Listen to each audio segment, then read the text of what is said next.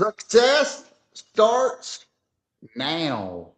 That's what it said in the video. It said success starts now, Freddie Blanton. What do you think about that? Did it really say that? Yeah, yeah. You want to see it? You want to see it? Yeah.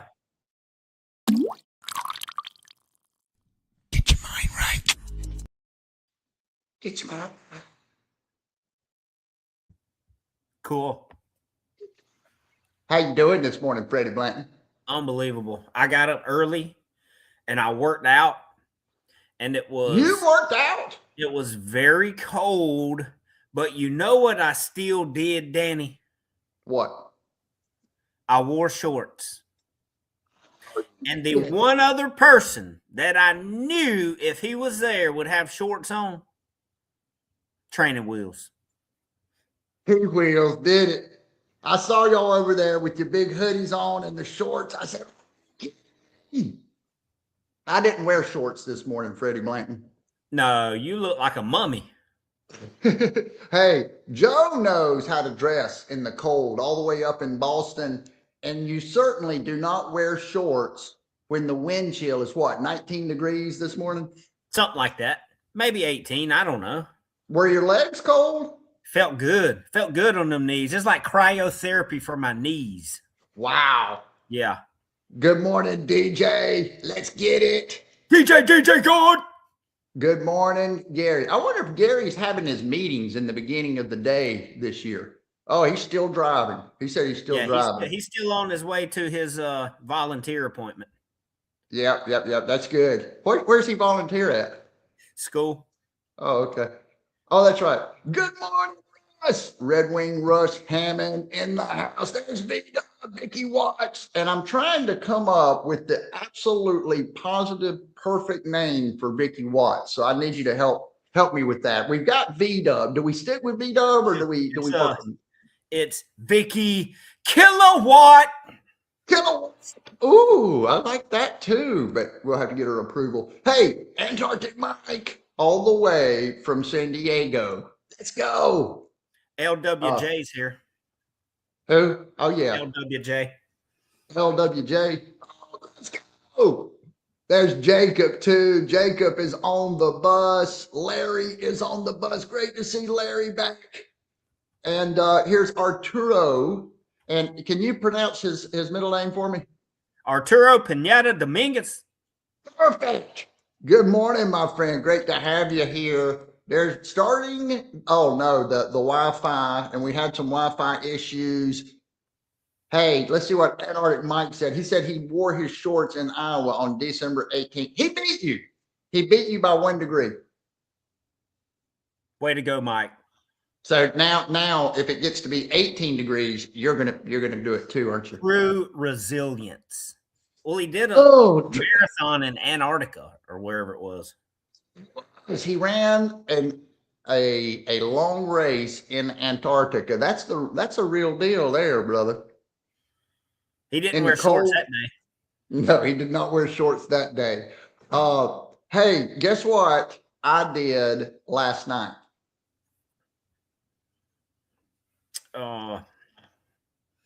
Ate a hot dog.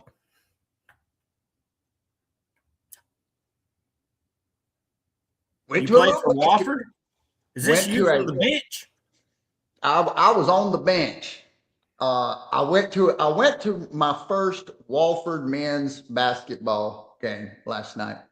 And I had an absolute blast, Fred. I really did.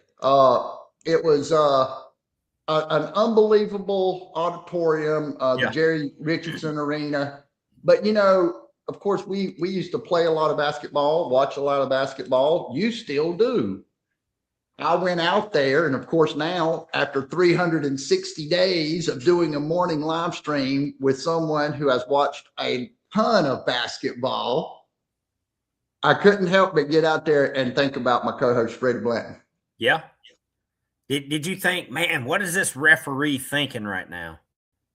I did. What was so interesting is you don't really, until you know someone that does that thing and know them as a human being and know them outside of that thing that they do on a regular basis, you start to understand, okay, well, that's a human, kind of like Trent McJunkin with facility managers. I thought these were the guys I was trying to sell, right?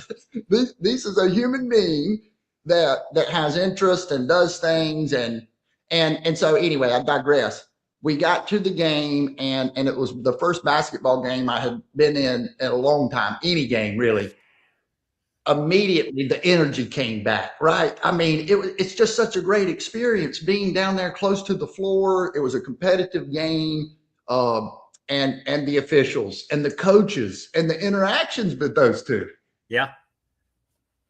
The personalities and watching the officials, kind of a big player happen or somebody get upset, and then what happens after that play, how they kind of they might jab at each other a little bit, give each other some look. There's a lot going on, isn't there?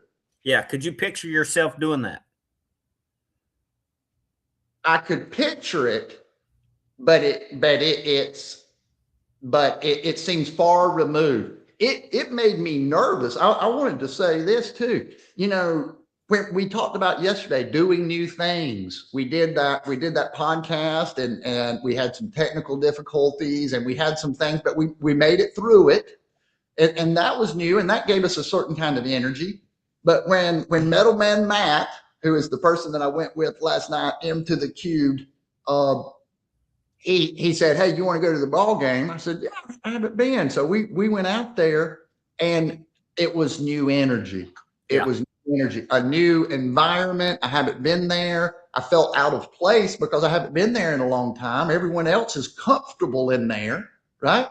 Yeah. So as a spectator, there's a certain energy, and we were sitting down close, and so I don't know, there was something about the intensity of it. But when I got comfortable, Fred, I was all into it. Now, did you bring the Wofford Terriers bad luck? I don't think so. I think I would like to think that, you know, I found myself in that. Have you ever started just finding yourself into a game, passionate about the game, didn't plan on like, okay, I'm into it, or didn't have any like pre-existing passion, but all of a sudden I've just found myself into the game. I was really paying attention, and you're noticing all the details, and I found myself into it. But as a matter of fact, it took me back. Do you remember when I went to a Region 2 4A Bowling Springs Bulldog game in your 11th or 12th grade year? and I was in this, ago, Danny. that was a long time ago, but it took me back to that, and some good times. Tell me. I just wanted to tell that story. I've ignored all of these comments from the bus riders as well. But what comes to your mind when you think? What question do you have for me? Anything? So from the energy, what did you take from that? Was there anything new that you learned? Was there anything that you can bring to First Sip from that type of energy vibe that you picked up?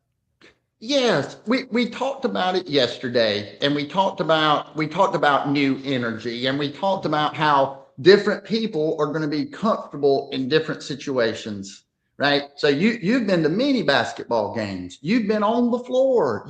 You walking into that is like you walking into anywhere where you feel super comfortable. And for me, it was different. It was new. It doesn't mean anything about me and Fred. And we each have our comfort zones, and then we know people and they have their comfort zones. But when we can start becoming a little familiar, and then we get folks that can kind of take us into those places, and then we become familiar. That's how we grow.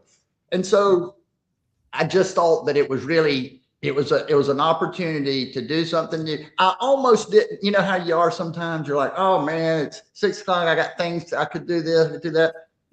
Do something new and get new energy. I'm glad you said yes. Yeah, I am too. Let's face it, you didn't have anything to do. What? Hey, Daniel would be thinking, what would Freddie be saying right now? Absolutely. Yeah. The interactions with the with the officials and after a play is over. I was also noticing there was a timeout. Let me see if I can bring these back up. I was going to try to do a little slideshow for y'all. Whoopsie daisy. This was what I wanted to show from yesterday. You fixed it? I had this fixed. So tell the folks what happened during the actual live podcast. As Daniel was introducing our guest, he just happened to, for Mr. Ben here, put his wrong last name on his name tag. So we're going through all these great people. Our first guest was Jonathan Holbert, and Jonathan was great, and we got Jonathan into the box. And then we invited Kim Boss, and we said some things. And then someone that I've met just here recently, and that's Ben Weeks. And I had that everywhere, Freddie. I had done these and with Canva and all the changes. The final change, for whatever reason, I changed the marker type where I created his name tag. And I deleted the name, and I remembered, I was like, how did this happen? So in the moment when we introduced him, I just read his name tag. I wasn't thinking about anything else. And I actually did that to kind of make it easy for me, Yeah. So I just was going to go through everybody and read their name tag and have their company there. But yeah, it helps if the right name's on the name tag. It does. But we make mistakes and we keep pushing along. What about you? You know what? I came into this and I had all these great stories and I wanted to talk to my friend Fred, and I didn't come up with that gold nugget in that story for our bus riders today. So help me. Let's think about how we can take that and form a way of encouragement for the rest of the day. What do you think? Just think about what we did yesterday. We pulled a small group of people together from different sides of one industry to get a viewpoint from the financial side, the GC side, the subcontractor, somebody that's out on the job site checking soil, the compact equipment salesman, the networking guru himself, the average dude. And you can do this kind of stuff every day. It doesn't have to be on a podcast. You can do it at lunch. You can do it at a meeting at someone's office. But just getting different perspectives will open your eyes to different things, create new relationships, create new energy, and bring a different business to you. Absolutely.